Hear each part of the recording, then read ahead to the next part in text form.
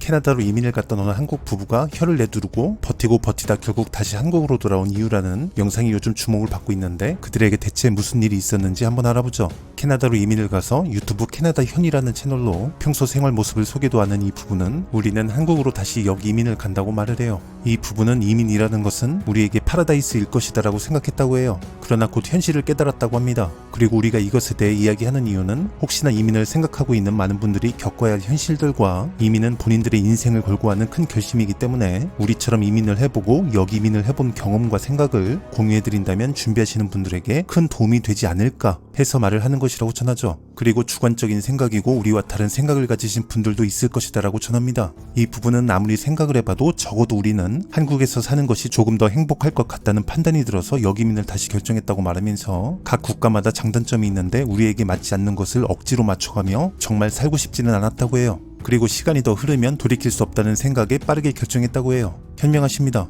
이런 영상들은 좀 많이 소개가 됐으면 좋겠어요.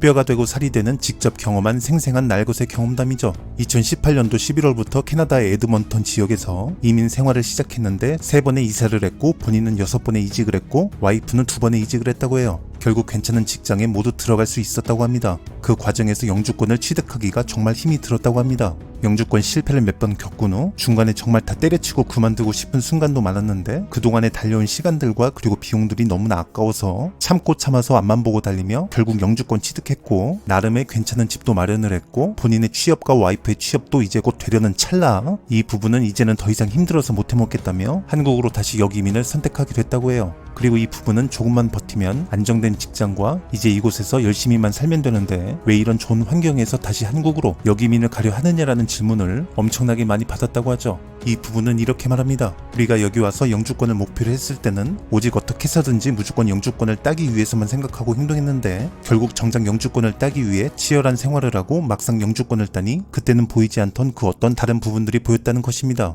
그리고 인생으로서 뭔가 잘못된 게 아닌가 생각이 들었다고 해요. 그들이 가장 크게 깨달았던 부분은 바로 이민 정착을 제대로 하기 위해서는 필연적으로 이민 1세대의 큰 희생이 필요하다는 것을 느꼈다고 말합니다. 우리의 인생과 살을 파고 깎아야 나의 2세대가 잘 살 수 있다는 것을 알아버렸다는 것이죠. 그리고 우리가 한국으로 다시 역이민을 하는 이유가 바로 이민 1세대가 겪는 어려움에 대한 이야기라며 우리도 감당할 수 없을 것 같다는 이유에서 다시 한국 역이민을 결정했다고 하네요. 이야기를 쭉 들어보니 많은 공감이 되더군요. 일단은 막상 영주권을 취득하면 행복할 줄 알았는데 결국은 한국에 남아있는 다른 가족들이 가장 마음에 걸렸다고 해요. 부모님들과 형제들이 마음에 걸렸다는 의미입니다. 이민 1세대는 항상 자식들과는 매일매일 붙어있지만 중요한 것은 부모 형제와 이별을 해야 하는 세대라고 이 부부는 전합니다. 이 부분이 안타까운 진실이었고 이 부분을 외면하고 살아야 한다는 것이 물론 우리가 이민을 자발적으로 선택했지만 너무 씁쓸했다고 말하죠. 그리고 아들, 딸 잘 되라고 본인들의 그리움은 매번 감추고 살아야 하는 부모님들이 마음에 걸렸다고 하죠. 그리고 하루가 다르게 늙어 가시는 그 모습을 지켜보는 게 힘들었다고 해요.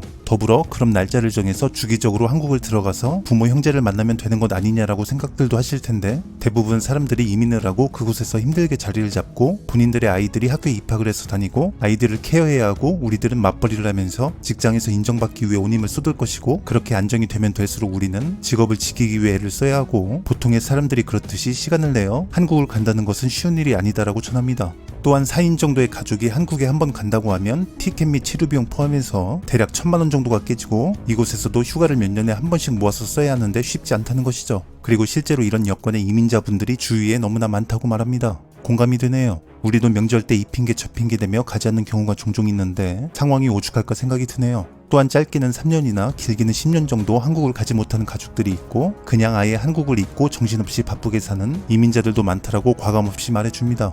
더불어 이 부부가 말하길 해외 거주 때문에 본인들 부모님의 임종을 지키지 못했던 사람들도 많고 또한 양가 부모님들의 건강 상태가 좋지 않아서 보살피기 위해 부부가 따로 떨어져 나는 여기 남편 또는 아내는 한국 생활을 하는 경우도 꽤 많이 볼 수 있다고 전합니다. 그리고 부모님과 함께 캐나다에서 살 수 있는 조건과 능력이었다면 우리가 역이민을 결정했을까 라는 생각도 해보게 된다며 씁쓸한 마음을 전하기도 하죠. 그렇죠. 무언가의 성공을 이루기 위해 캐나다로 간 것인데 부모님까지 캐나다로 모셔서 지낼 경제적 여건이었으면 이 걱정 저 걱정 없이 편하게 한국에서 즐기면서 살았을 겁니다. 이 부부에게는 어린 딸 아이가 하나 있는데 딸 아이 케어하는 것도 힘에 부치는 현실이겠죠. 그리고 최근에 태어난 둘째 아이는 아직 할아버지 할머니도 만난 적이 없다고 하네요. 그리고 언어 부분에 대해서도 말을 해주는데 우리와 같은 30대 40대 이후 이민자들은 타고난 사람이 아닌 이상 영어를 오랫동안 해도 안 되는 사람은 안 되므로 영어 공부에 대해 부단히 노력을 해야 하나 이건 역시나 마음처럼 쉽게 되지는 않는다고 말하네요. 그리고 솔직히 말을 한다면 영어로 현지에서 싸울 정도는 되어야 갑갑하지 않은 이민 생활을 할 것 같다라고 전합니다.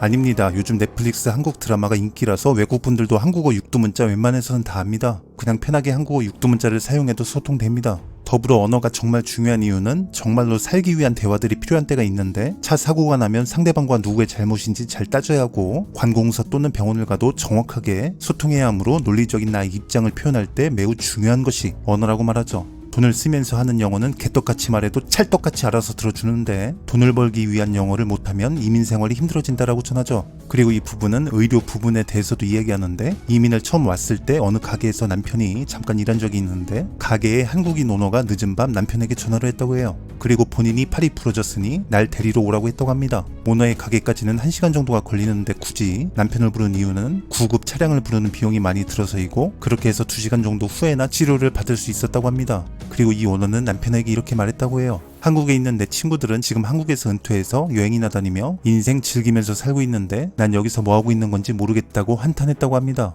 캐나다 같은 경우는 의료 비용은 무료이고 회사에 들어가 보험 지원까지 받으면 이것은 거의 의료의 끝판왕이라고 봐야 하는데 하지만 상황에 따라 처리 속도가 매우 다르고 크게 다쳤을 때는 좋은 의료진과 병원에서 바로 치료를 받는 경우가 있으나 웬만해서는 큰일이 아닌 이상은 예민하고 빠르게 대응하며 치료해주지 않는 편이고 웬만해서는 병원에서 대부분 It's okay, don't worry, 물을 많이 드세요 라는 말만 하므로 결론은 본인이 인터넷을 검색해서 스스로 진단하고 판단해서 그에 맞는 병원이든 의원이든 가라고 말합니다. 그래서 이런 상황에서 정말 감기 몸살이라던가 너무 힘이 들 때는 돈을 지불해서라도 그저 빨리 처방받고 싶은 마음이 들기도 하고 그렇기 때문에 우리 가족은 아이든 누구든 아프면 일단 3일 정도는 그냥 지켜보고 병원을 가지 않는다고 말합니다. 그래서 타이레놀이나 에드빌 같은 것을 한 통씩 사놓는 편이며 오래 걸리더라도 자연스럽게 나오면 참 다행인데 그렇지 않아서 병을 키웠던 경험이 꽤 많으며 주변에서도 이런 경우가 많았다라고 전합니다. 그래서 본인은 왜 이제서야 사람들이 아프면 날 잡아서 한국으로 들어가 2-3달씩 치료를 하고 오는지 이해된다고 전했어요.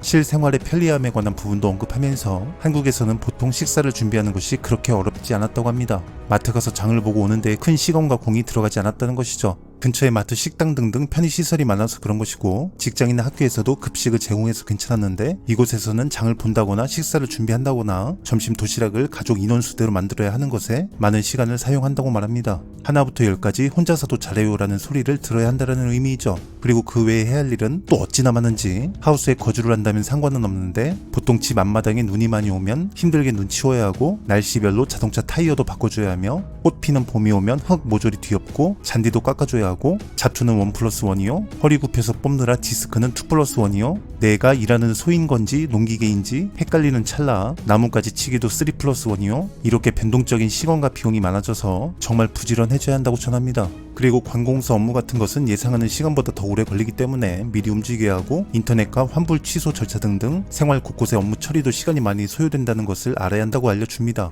그리고 캐나다 같은 경우는 지루한 천국이라는 말이 있으며 주변 사람들끼리 자주 어울리지 않는 편이고 친목 활동이 쉬운 편이 아니기 때문이고 특히나 겨울 시즌이 길기 때문에 야외 활동이 많지 않은 것도 이유라고 하네요. 하지만 캐나다는 자연 환경으로 보면 전 세계 중에 최고라고 말할 수 있고 유명 관광 지역이 많은데 이것도 한두 번 볼 때나 좀 신기하고 웅장하나 자주 보다 보면 무덤덤해진다고 말합니다. 그래서 자연을 좋아한다면 이곳은 천국 중에 천국이라 전합니다. 수입에 관한 부분에서는 캐나다와 한국에서 동일한 수입이라고 가정했을 때 한국에서는 적금 같은 것을 들 수 있고 가끔은 해외여행도 갈 수 있는데 캐나다는 고정 비용이 훨씬 더 많이 들기 때문에 무엇을 할 수 있는 어떠한 여유가 없었다고 말을 하네요. 물론 캐나다는 좋은 장점이 많은 하나의 국가이나 어찌됐든 여행을 한다는 것과 실제로 그곳에서 산다는 것은 너무나 다른 의미이고 이런 것들을 극복해서 본인의 성향과 맞는다면야 좋은 이민 생활이 될 것이다 라고 전하면서 지금 이 시간에도 열심히 하루하루 사시는 1세대 분들이 정말 대단하고 존경스럽다라고 말합니다. 그리고 우리는 힘들 때마다 한국에서의 좋은 추억을 생각했고 물론 다시 한국으로 간다면 치열한 삶 속에서 탁한 공기와 함께 또다시 캐나다를 그리워할지도 모르겠으나 어쩌면 이 모든 것이 숙명적인 이민자의 삶일지도 모르겠다며 이 부분은 영상을 마치게 됩니다. 요즘 한국 TV 및 여러 미디어 속에서 이민 생활이 너무 감성적인 이민 생활로 포장되어서 보여지는 부분도 있기 때문에 좀 더 신중히 생각해 봐야 할 부분입니다. 좋은 경험담이었네요. 이 부부가 한국에서 진정한 행복을 찾으셨길 바랍니다. 그리고 이민을 준비하시는 분들께서도 원하시는 것들 이루시길 바랍니다. 그리고 한국에 계신 분들도 오늘 너무 힘들고 괴로웠다고 슬퍼하지 마세요. 어차피 내일도 힘드니까. 이민은 언제나 장단점이 있는 듯 합니다. 오늘은 여기까지입니다. 볼만하셨다면 구독, 좋아요 부탁드립니다.